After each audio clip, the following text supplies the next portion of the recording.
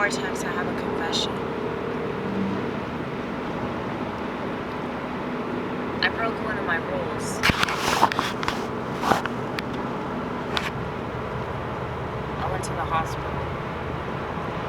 And the reason why I went to the hospital was because I've been having frequent chest pains. Now, granted, when I totaled my car about a year and a half ago, something like that, when I totaled my car, I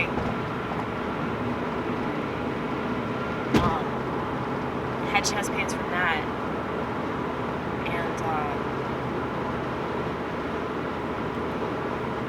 I don't know if my anxiety is presenting itself in weird ass ways, because I know that chest pains are like the result of anxiety, but like, I don't know, I don't really feel like I've been anxious as of late, but maybe I'm internalizing that. I don't know.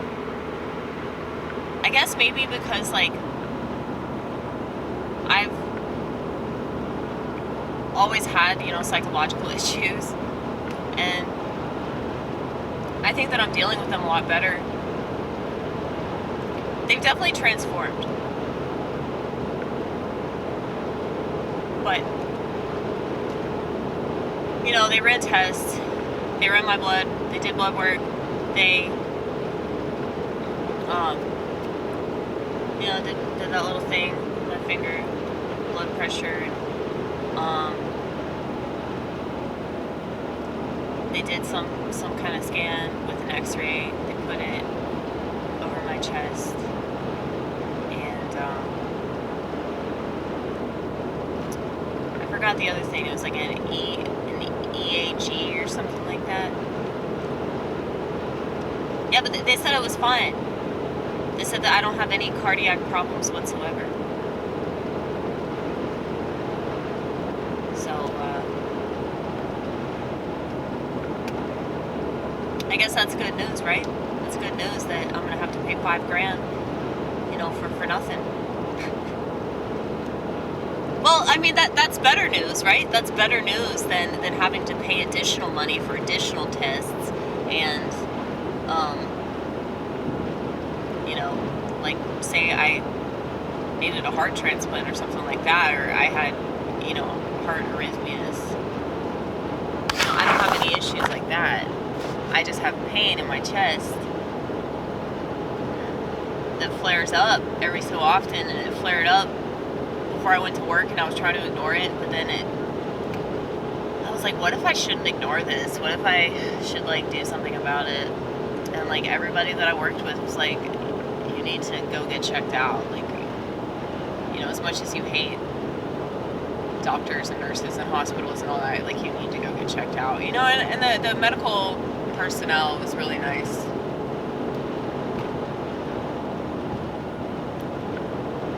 Like, I had a really, really nice nurse with a really cute little southern accent. She was real purty. So that was good eye candy, at least. But, yeah.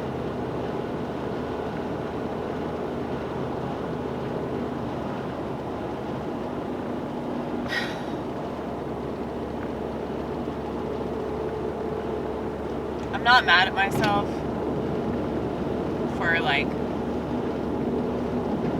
spending the afternoon in the hospital, because I'm almost finished with my conspiratorial book about Laurel Canyon.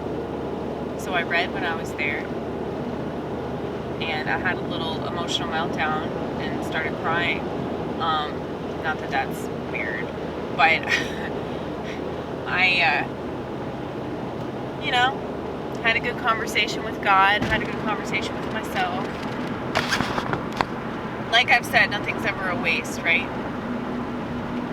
But it definitely feels like one sometimes.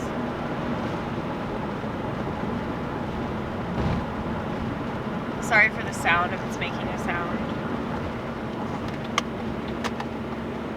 But, yeah, man. I've had chest pains, like, on and off since 2016. That's when I started noticing it. And so I became convinced I had fibromyalgia. because, like, I used to be, like, a hypochondriac really bad. And,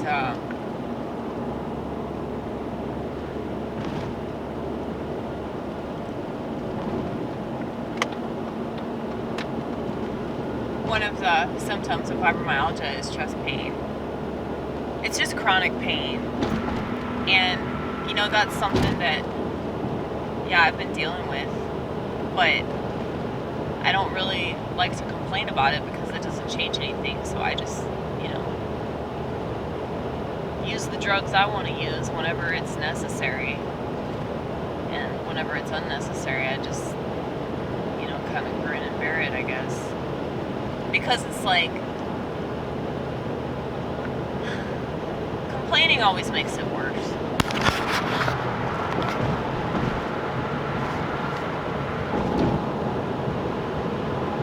And I'm not just speaking for me, I can attest to that, and other people from what I've seen. It's like, whenever you feel sorry for yourself, your symptoms get so much worse. Whereas if you have a sense of humor about it, you can endure.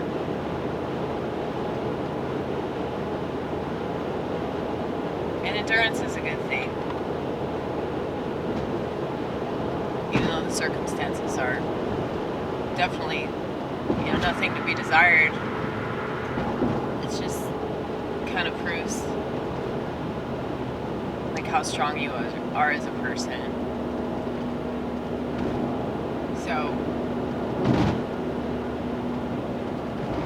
I don't know, a lot of people are shocked by the fact that, like, I don't take psychiatric medication, but I don't believe in it. I think it's bad.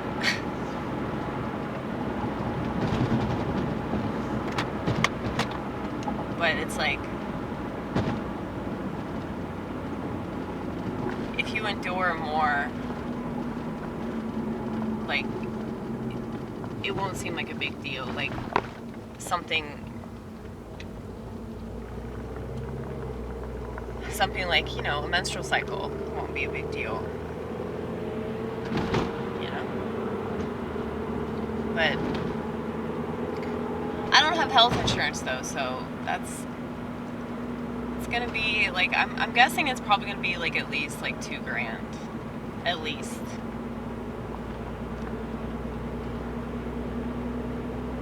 Which is probably just gonna go to a bill collector. And anybody that wants to lecture me about being irresponsible, this whole country is irresponsible. Okay? Like, the situation with money, you know, like, when it comes to student loans and shit, like, yeah, I think it's really stupid that, like, people go to college. And yeah, while it is possible for people to take out student loans and pay them back eventually, it's just absolutely ridiculous that you have to pay that much for school. And it's ridiculous that you have to pay that much for health care.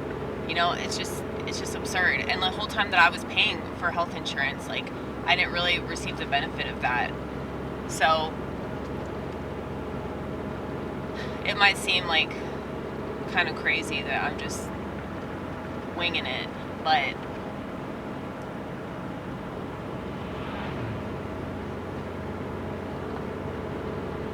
I don't know. I don't agree with our system. I don't agree with the way that the system is set up. Our system is designed to just screw over all these people while they gloat about how lucky they are to live in this sack of shit country. You know? Like, I was talking to my friend from Cuba, and he was just saying that it was ridiculous that people call themselves free here. Because he's like, you know, you can be free anywhere. Like, it's all in your fucking mind. And, you know, he could have easily gotten citizenship here, but he won't fucking do it. Because he sees all the American citizens getting completely screwed over. So he's real smart.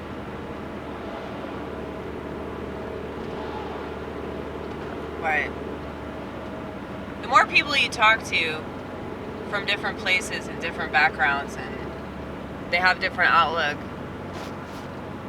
like, the more you'll understand, like, why everything is a lie, you know? And I know that's not a hard pill to swallow, I said that wrong. I know that's a hard pill to swallow, but a lot of people swallow pills anyway.